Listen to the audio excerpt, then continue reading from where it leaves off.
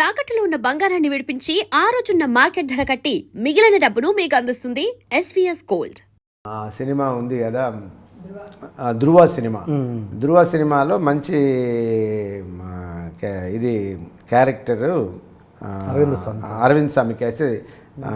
ఈయన క్యారెక్టర్ మంచిది, రామ్ చరణ్ క్యారెక్టర్ మంచిది, అరవింద్ స్వామి వాళ్ళ క్యారెక్టర్ కూడా మంచిది. నాకు చాలా నచ్చింది సార్ అన్నట్టు నేను ఓ మాట అన్నాను ఆ సినిమా గురించి. మీరు చేయడానికి అంటున్నారా అంటే ఐ డోంట్ మైండ్ సార్ అన్నట్టు ఆయనతో చెప్పాను. చెప్పితే బట్ అన్ని డెసిషన్ అప్పుడు ప్రసాద్ గారు మళ్ళీ నాకు ఫోన్ చేశారు. ఎవరు గుండు ప్రసాద్ గారు ఫోన్ చేసి చెప్పారు, రాజశేఖర్ అరవింద్ స్వామిని వాడేదాని వల్ల మేము ఎన్నో షార్ట్స్ పాతదే యూస్ చేసుకోవచ్చు, thanks for showing the interest అన్నట్టు కూడా ఆయన చెప్పారు. ఇది జరిగింది. ఎవరైనా మీరుంటే ఇంకా క్రేజ్ వచ్చేది ప్రాజెక్ట్కి. నాకు చేయాలనిపించింది, బట్ వాళ్ళ అరవింద్ స్వామిని పెట్టుకోవడం వల్ల ఎంతో ఖర్చు తగ్గుతుంది కదా, షార్ట్స్ వాడచ్చు. ఎందుకంటే కాంబినేషన్ తక్కువనే, అవును, మిగిలినంతా ఒరిజినల్ థింగ్సే వాడుకోవచ్చు. అవును. ఇంకొకటి ఆలీ గారి విషయానికి వస్తే, మీరు మామూలుగా ఆలీ గారితో మీరు క్లోజ్గానే ఉంటారు నాకు తెలిసి. మొన్న షో కూడా చూశారు ఆలీతో వస్తారు దాకా. గబ్బర్ సింగ్లో పవన్ కళ్యాణ్ మీ మీద సెటర్లు వేసిన దాంట్లో ఆయన కూడా పార్టే. అంటే ఇది ఎట్లా ఉంటారు ఒక ఆర్టిస్ట్ తోటి రెండు సెపరేట్ ఆర్టిస్టులు ఈక్వల్గా ఎంత క్లోజ్గా ఎలా ఉంటారు ఇండస్ట్రీలో? అర్థమైంది నా పాయింట్. ఆలీ ఎలా ఆయన దగ్గర క్లోజ్గా ఉన్నారు, నా దగ్గర క్లోజ్గా ఉన్నారు, ఎలా ఇండస్ట్రీలో సాధ్యమని? సాధ్యం ఏంటంటే, ఇప్పుడు యాక్చువల్గా నేను పవన్ కళ్యాణ్ నేను కోపపడి ఉండాలి ఆలీతో. పవన్ కళ్యాణ్ గారు చెప్పారని మీరు కూడా కలిసి చేశారు కదా. పవన్ కళ్యాణ్ గారికి ఆయన గురించి నేను మాట్లాడాను, పవన్ కళ్యాణ్ గారు ఆయన దానికి నా పైగా బదులుకి ఆయన మాట్లాడి సినిమాలో పెట్టారు. సో దాంతో కూడా ఆలీ గారు చెప్పినప్పుడు ఆలీ గారు చెప్పి ఉండాలి. నేను అది ఫీల్ అయ్యాను.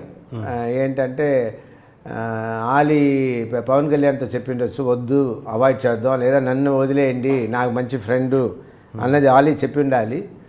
ఆలీ గారు చెప్పలేదు. నా మనసులో ఉండింది.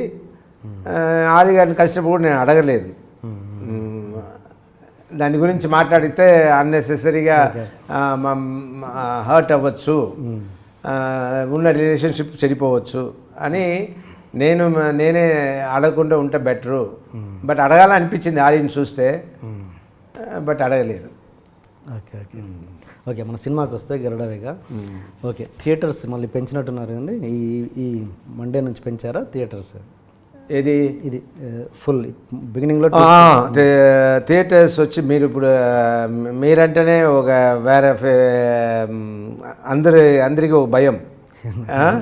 సో అందువల్ల నేను వెరీ సీరియస్గా ఐ వాజ్ వెరీ అలర్ట్. ఇప్పుడు you're coming to the cinema విషయం. ఎస్, సినిమా విషయం. థియేటర్స్ చాలా థియేటర్స్ పెంచాము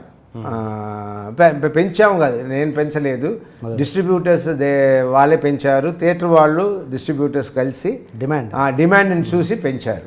సో మోర్ డిమాండ్ వచ్చింది కాబట్టి చాలా మల్టీప్లెక్స్ ఇక్కడ ఉన్న IMAX, all the theatres, Cinemax and all the theatres number of shows 5 shows చేశారు. అలాగే థియేటర్స్ కూడా పెంచారు. సో ఒక 150 షోస్ పైకి పెరిగింది. అలాగే థియేటర్స్ నెంబర్ నాకు తెలియదు. ఓకే, మీరు అలర్ట్గా ఉన్నారని చాలా క్వశ్చన్స్ బ్రేక్ చేశాను కూడా జీవిత గారి రిక్వెస్ట్ మీద. ఓకే, రైట్ అండి. థియేటర్స్ టాపిక్ ఎందుకు తీశారంటే, దీనికి విపరీతమైన పాజిటివ్ టాక్ ఉంది. చాలా రోజుల తర్వాత మీ సినిమాకి పాజిటివ్ టాక్ ఉంది. బట్ ఆశించినంత రెవెన్యూ ఎందుకు రావట్లేదు అంటే థియేటర్స్ లేకపోవడం వల్ల. ఆ థియేటర్స్ బిగినింగ్లో ఇవ్వకపోవడానికి కారణం ఏంటి? నాకు సత్తా లేదు కదా. బట్ యూఎస్లో మీకు ఇక్కడ 220, అక్కడ 100 థియేటర్స్ ఉన్నాయి యూఎస్లో ఇచ్చారు. బట్ ఇక్కడ దాంతో కంపేర్ చేసుకుంటే తక్కువ. తెలియదు నాకు ఎందుకు థియేటర్స్ ఇవ్వకుండా నేను అన్నాను కదా, నేను యాక్టింగ్ వరకు చూస్తాను, తర్వాత ఇప్పుడు సినిమా రిలీజ్ అయ్యింది, ప్రమోషన్ వరకు నేను చూస్తున్నాను, కానీ థియేటర్స్ పెంచారా లేదు, కలెక్షన్ ఎంత, ఇదంతా నేను ఎప్పుడు అడగను, ఇప్పుడు కూడా అడగలేదు, అదంతా జీవితాన్ని చూస్తుంది. బట్ ఓన్లీ థింగ్ వచ్చి నేను అడుగుతున్నది ఏంటంటే ఆబ్వియస్ ద ఫిలిం అంటే everywhere fulls everywhere very good అన్నట్టు జీవిత ఇస్ టెల్లింగ్, అది తెలుసు. అలాగే థియేటర్స్ పెంచారు, షోస్ పెంచారు అంటే ఎగ్జాక్ట్ నెంబర్ నాకు తెలియదు. అండ్ థియేటర్ దొరకపోవడం అనేది జరిగిందా అనేది నాకు తెలియదు, బట్ ఉండిండొచ్చు. ఎందుకంటే బిగినింగ్ నా ఇంత ఓపెనింగ్స్ వస్తుందా, వచ్చిన తర్వాత వెంటనే తీసేయలేరు కదా థియేటర్స్, వెంటనే వేరే వీక్ అయిన సినిమాలని వెంటనే తీసినా కూడా బాధపడతారు కదా, వీక్ ఉండే సినిమాలు. అందువల్ల అక్కడ తీస్తేనే కదా మనకి ఇవ్వగలుగుతారు, అది కూడా ఫ్రైడేనే సేమ్ డే రిలీజ్ అయ్యి ఉండొచ్చు, అందువల్ల కూడా జరిగి ఉండొచ్చు. బట్ అంతే నాకు తెలుసు. ఓకే. అండ్ ఒకటి సినిమా మీద గ్రేట్ అప్లాజ్ వచ్చింది, అది పక్కన పెడితే మీ క్యారెక్టర్ విషయంలో ఒక చిన్న డౌట్. ఆ సినిమాలో ఓకే మీరు అంత అగ్రెసివ్ క్యారెక్టర్, అంత పాజిటివ్ క్యారెక్టర్ కదా, సినిమాలో మీరు ఒక సీన్లో మీ వైఫ్ విషయంలో అవసరాల శ్రీనివాస్ విషయంలో ఒకటి వెనక్కి వచ్చేసి మీ భార్యనే అనుమానించే పరిస్థితిలో వెనక్కి వస్తారు. అవును. మీ క్యారెక్టర్ని ఒక ఇమేజ్ ఉన్న స్టార్ హీరో ఇమేజ్ని డిగ్రేడ్ చేసే సీన్ కదా అది, అది ఎట్లా ఒప్పుకున్నారు అది మీరు? లేదు, అది నాకు నా క్యారెక్టర్ ఎలా నా క్యారెక్టర్ ఎలా ఉందంటే ప్రపంచంలో ఎలా జరుగుతుంది, ఎంతోమంది ఫ్యామిలీస్లో బాగా అందమైన వైఫ్ ఉన్నప్పుడు కొందరు ఇలా మాట్లాడుతున్నారు. నాకు తెలిసి నా ఫ్రెండ్స్ ఫ్యామిలీలో కూడా జరిగింది ఒక అనుమానం అన్నది.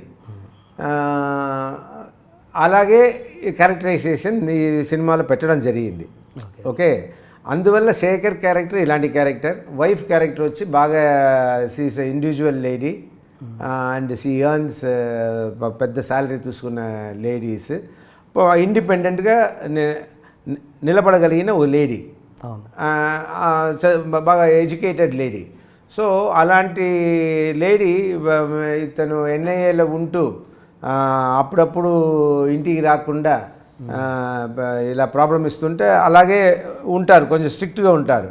స్ట్రిక్ట్గా ఉన్నప్పుడు డైవర్స్ వరకు వెళ్ళిన వైఫ్, ఓకే, డైవర్స్ వరకు వెళ్ళిన వైఫ్ ఒక బ్యాచ్మేట్తోనో ఆఫీస్లో పనిచేసే కొలీగ్తోనో ఇలాంటి నవ్వుతూ మాట్లాడుతుంటే ఏ హస్బెండ్కి అయినా ఒక చిన్న డౌట్, ఏంట్రా డైవర్స్ వరకు వెళ్ళింది, ఇతనితో క్లోజ్గా మాట్లాడుతుంది అన్న డౌట్ రావచ్చు. సో అలాంటి ఒక న్యాచురల్ క్యారెక్టర్నే ప్రవీణ్ సత్తార్ గారు పెట్టారనేది నా ఉద్దేశం. ఓకే, మామూలుగా క్లాస్ హీరో అయితే మీరు ఒక మాస్ హీరో కదా, జనాలలో అండ్ కదా. నేను ఎప్పుడు నాకు నచ్చింది ఏంటంటే లాజిక్తో న్యాచురల్గా వెళ్ళడమే సినిమాలు నాకు నచ్చింది. అలా వెళ్ళే మీరు అడిగారు ఇమేజ్, మీ ఇమేజ్కి ఎవరి ఫోను, నా ఫోనా?